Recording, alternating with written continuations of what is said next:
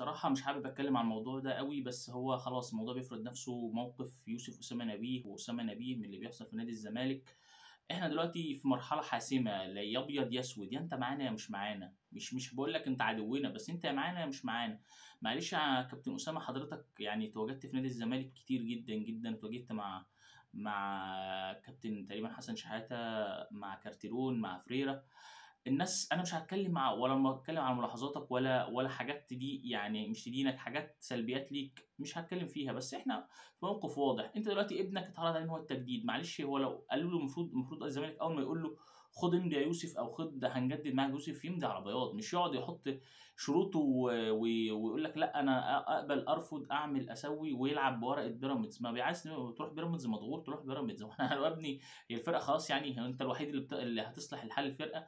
الفرقة واقعة والموسم ميت، فمش هتفرق معانا لعيب، وحتى لو الموسم كويس، وحتى أنت لو نجم الفريق، معلش يعني اللي مش عاوزنا إحنا مش عاوزينه، في داهية، هييجي غيرك وأحسن منك كتير. فيا عم يا كابتن أسامة، ما يعني أنت ابنك مش مالوش دور دلوقتي في النادي، مالوش وجود، الناس مش حابة وجوده في الملعب. ما تستناكش بقى تفضل بقى كل شوية هو مش عارف هم مين، هو أنا مش قليل، أصل أنا مش عارف إيه. كل احترام والتقدير لحضرتك، بس إحنا في موقف أكبر من ابنك وأكبر من حضرتك. إحنا بنمُر بظروف صعبة جدًا في النادي، فما تجيش أنت في الوقت اللي المشاكل كتيرة جدًا تزوّد لنا المشاكل بمشكلة ابنك، لإن هو مشكلة ابنك أنت السبب فيها أو هو السبب فيها، لإن هو كان من الأول عايز تجدد، ما تجدد مع نادي الزمالك على بياض. هو ده النادي اللي عمل اسم أسامة نبيه، وعمل اسم يوسف أسامة نبيه، وعمل اسم عيلة يوسف أسامة نبيه كلّها، لإن الناس عرفتهم بنادي الزمالك.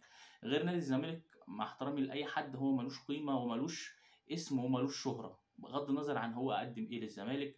الزمالك قدّم لك أكتر منّه بكتير.